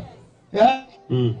Hata sasa hata kama ni wa kusukumwa, nataka kutoka hapa uwe umesema sitasukumwa. Sitasukumwa ni clear na nisukumwa nikizeeka. Sure. Hutaanza kutafuta pesa na shida na usukumwa ukikula. Ukikula ni ugonjwa. Ukiwa na rani hospitali.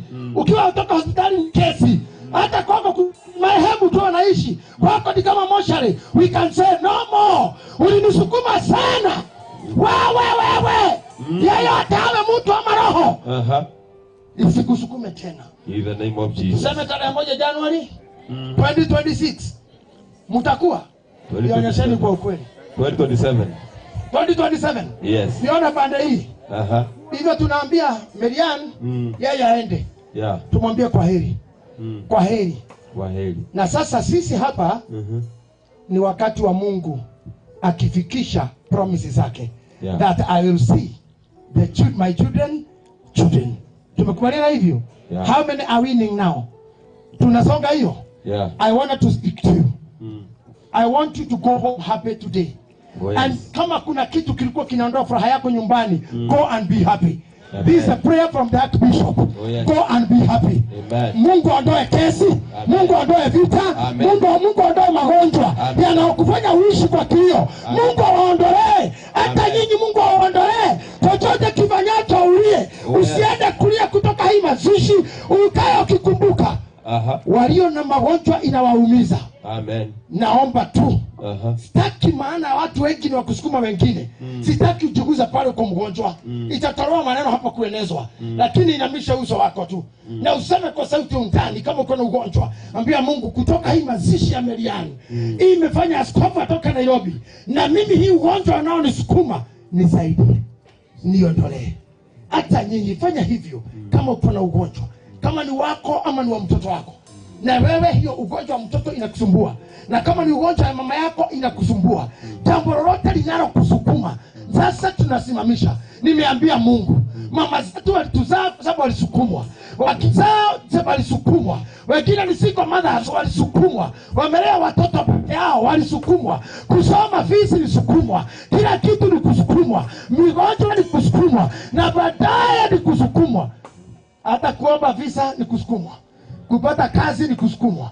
Na mara ya mwisho ni kusukumwa. Sasa sisi tunaomba Mungu atusaidie. Until the day of the promise. Tutakubali kufuata Maryanne. Lakini kwa sasa hakuna kusukumwa. Sema amen. Amen. Pande ile sema amen. Amen.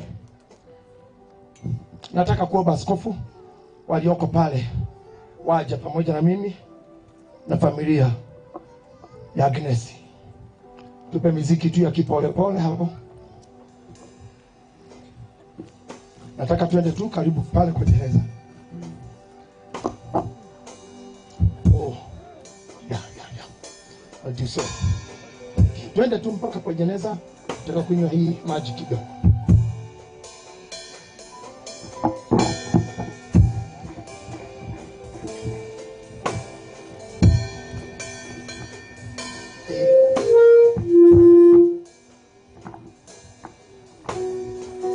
Nimeona tuko wengi sasa makasisi.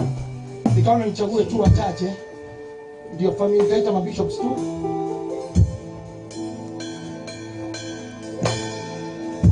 Nataka familia muende tu karibu na hii mwili ya Maryanne, kuzunguka pande hiyo yote. Yes, pamoja hivyo. Makasisi nataka mzunguke. Ninaona tuongezee wengine makasisi hapo kabla ndio tuweze kufanya hii kazi. More bishops, more reverends, more pastors.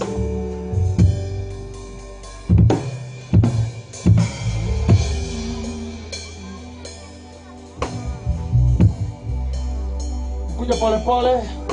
Kuna mitaro hapo, chunga chini tu.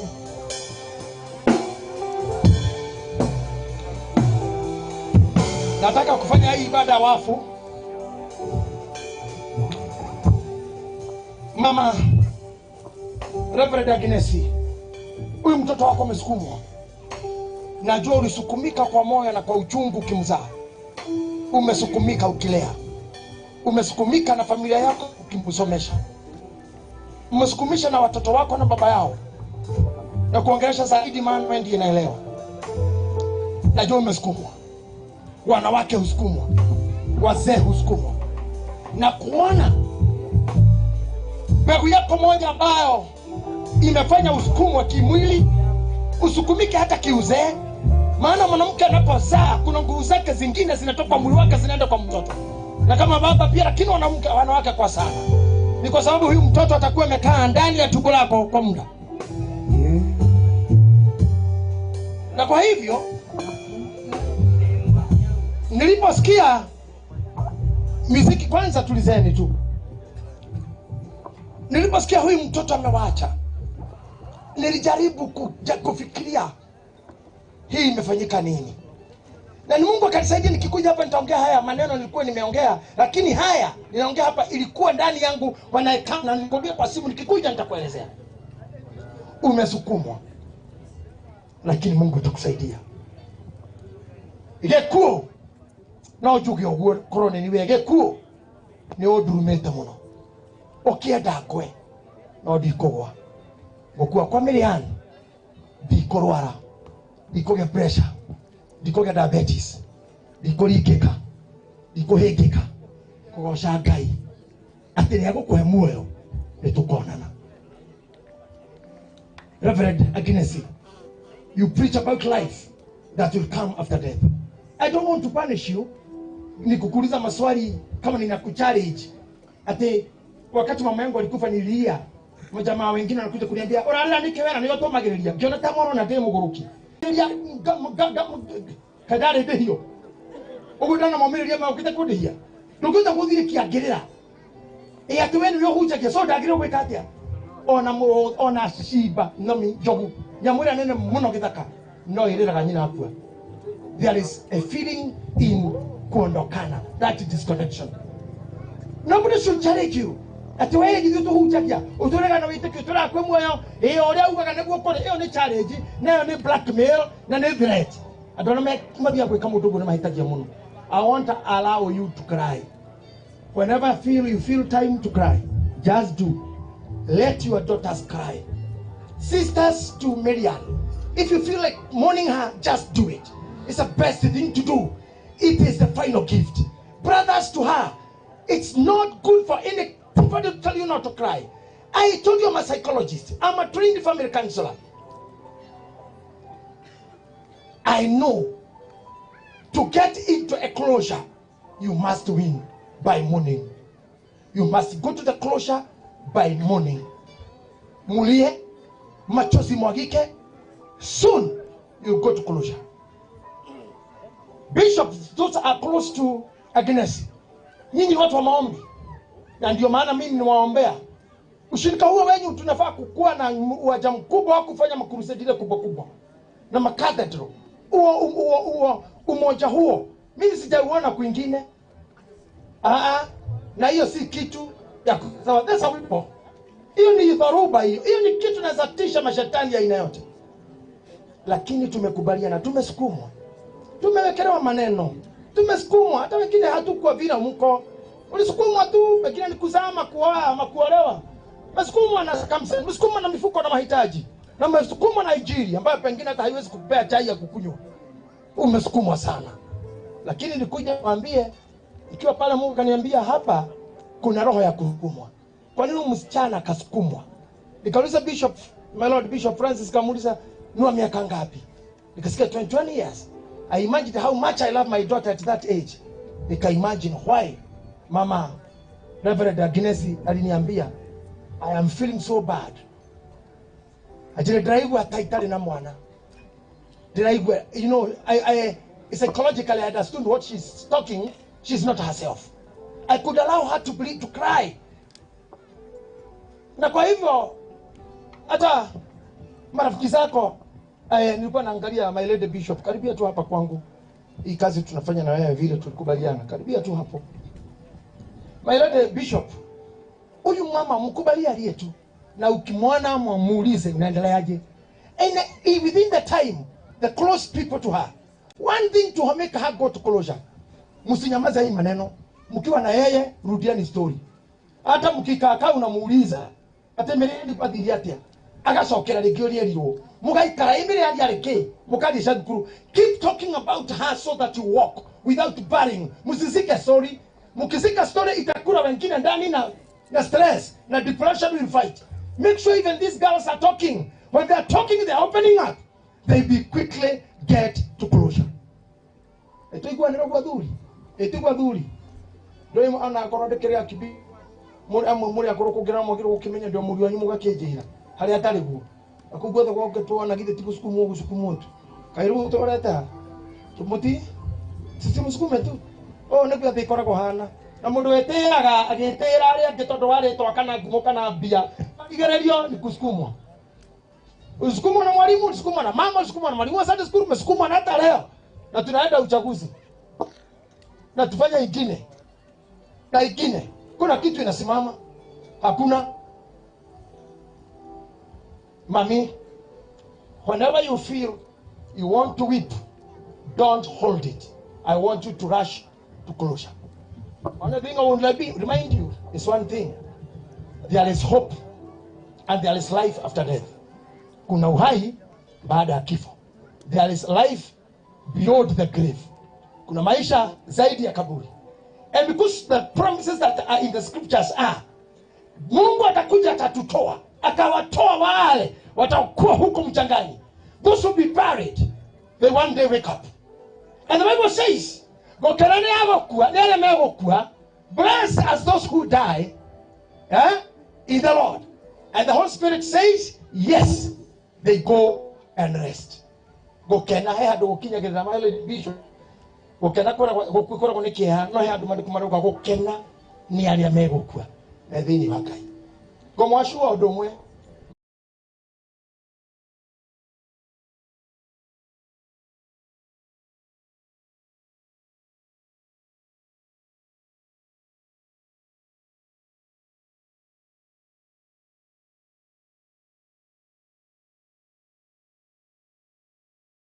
Hata sukumwa tena. Nyinyi mtasukumwa na maboyfriend na mabwana na watoto na wabibi, mko kwa shida, lakini naombea neema. Hata mkisukumwa Mungu atawasaidia. Na niendelee katika ibada wafu niwaambie. Huyu amelala, hakuna uchungu, hawezi lia kama mnavyolia. Hawezi wafikiria vile mnavyomfikiria. Na waombea roho zenu zimkumbuke. Na kama vile mlisema katika zile tributes zenu zile mlisoma, mumwachilie tu atembee. Aende mpaka kafika mkononi mwa Mungu Baba aliye tuita. Hata wakati wa kufa tumeona Stefano aliona Yesu juu, mbingu imefunguka.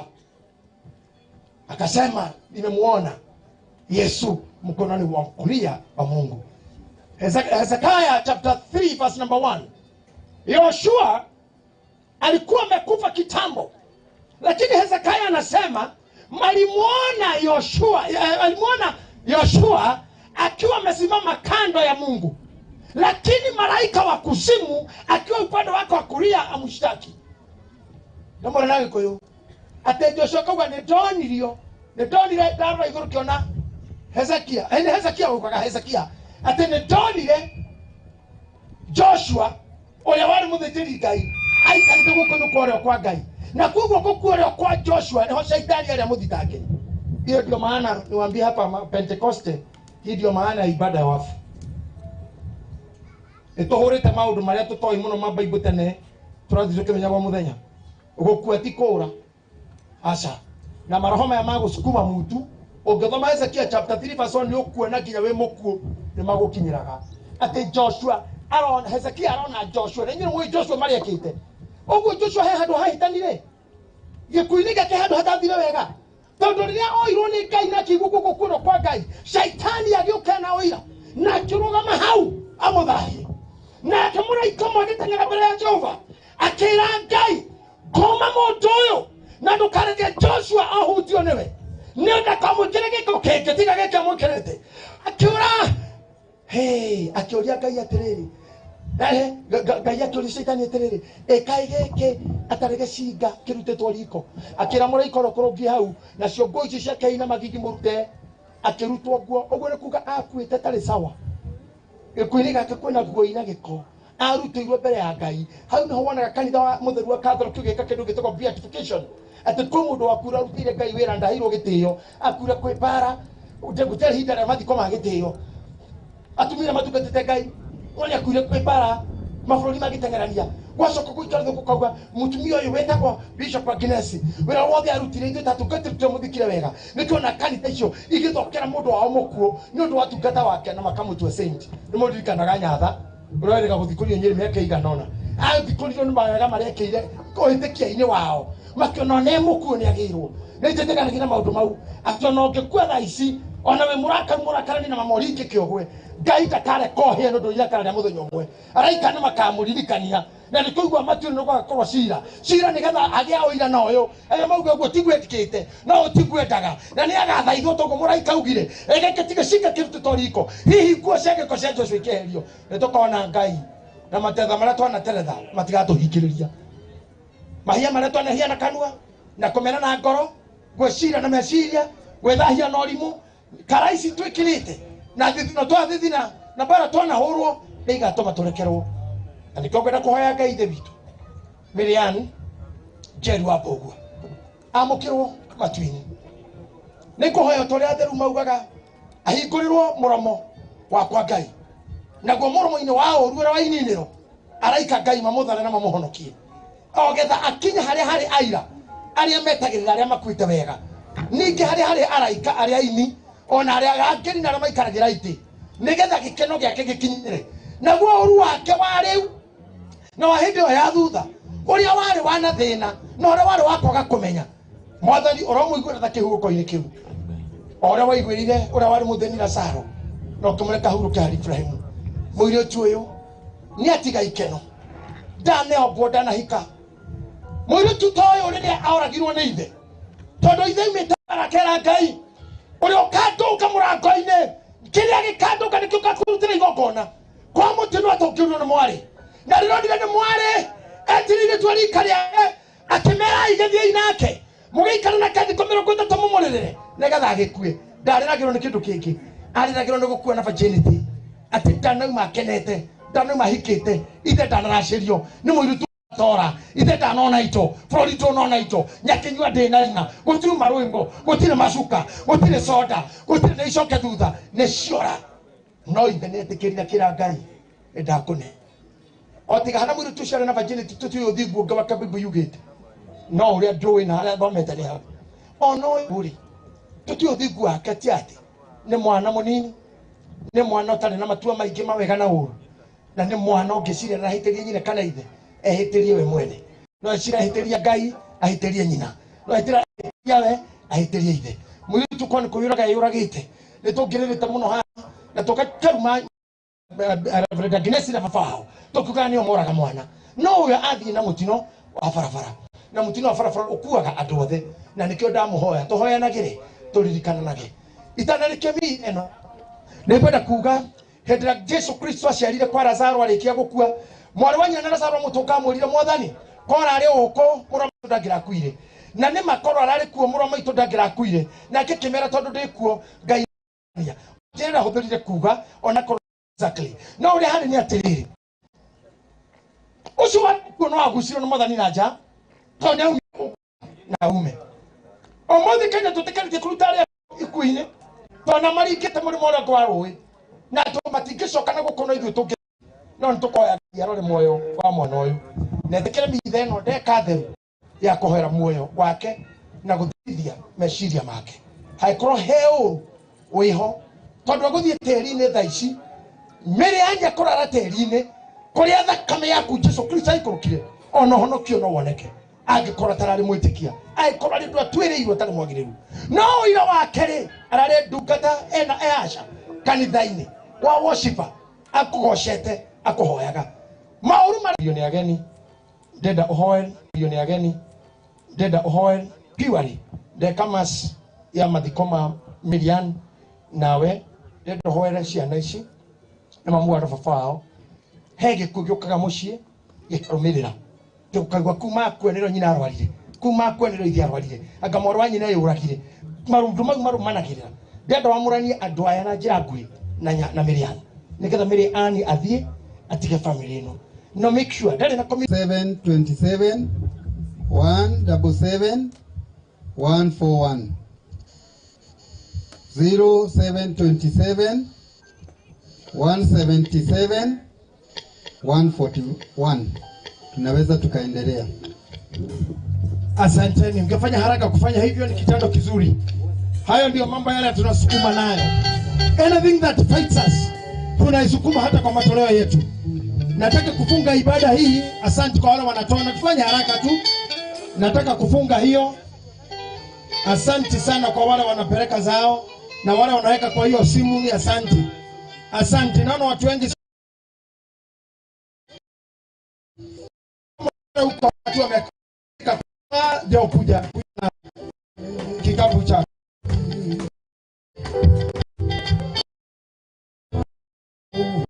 kana watu wamemlea kwa kuja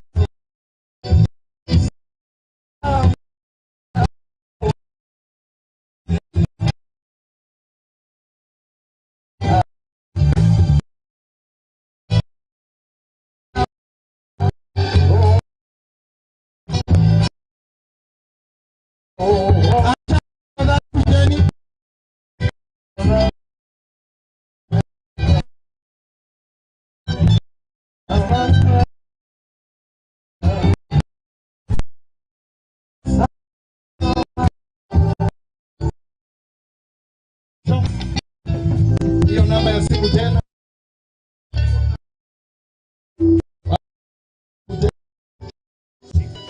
Naomba rudi hapa keni hizo vyondo tunazo nambari ya pesa namba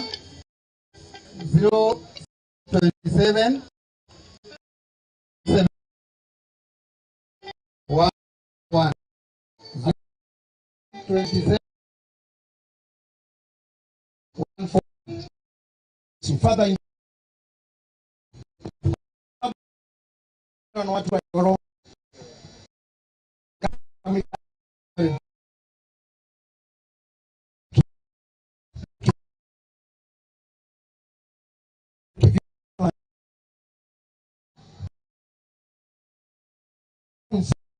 na wafanyikazi wote yale matoleo wametoa itakane kuwa kama ni sadaka walioitoa kwa sababu ya kijiji chao. ile mambo tumesema ya kusukumwa, kama wamesukumwa hawataanguka na Mungu utawasaidia. If they are pushed violently, that they might fall, you'll help them, you'll raise them again. Bless them, Father. Na uchunge hiki kijiji, na umebarikisha aliyetuacha, na hawa nao waliokuja kuomboleza nimewabarikisha mikononi mwako. Wachunge na uwalinde. Roho ya magonjwa ya kusukuma mtu, roho ya kupeleka mtu msukume kaburini, Biblia imesema hawataanguka. Tumeomba hiyo kwa kuamini. In the name of the Father, Son and the Holy Spirit. Say amen. Nendeni tukande hiyo. Naomba waheshimiwa sasa, kutokana na ombi mliloliomba likafikishwa kwangu na honorable member for this constituency, Joro. Honorable member.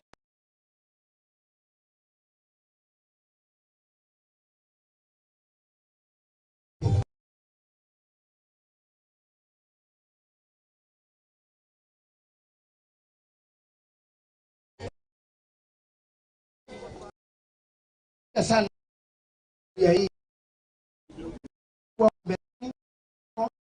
kuja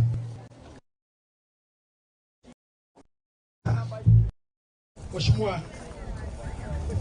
Kadhambi alivyoongea na kusema ukipata kupewa hiyo time na Mungu uchaguzi uongoze, akasema utumia wakati huo pia kufanya kile umepewa. Na nimesema asante sana my sister for me you be having a big heart and good heart to your people. Mheshimiwa wengine angesumbuka sana kuwa na hawa watu, but you have done it good. Najua pia wao utapelekana vizuri mpaka utakapofika kule kwa uchaguzi. Usiwe na vita ndani yenu. Nimefurahia kuona mmekaa pamoja na pengine mnapingana huyu na huyu kutafuta kitu sehemu moja, lakini mmekaa vizuri tu. Mimi nataka kusikia hizo news kila wakati, niko kwa radio kila wakati. Sasa kusikia mambo mbaya ya Joro, ni muendelee tu, muendelee hivyo, na wale watakavyo win, na sio kwa kuimba kura, win kwa kuchaguliwa na watu na Mungu. Tutazidi kufanya kazi na nyinyi.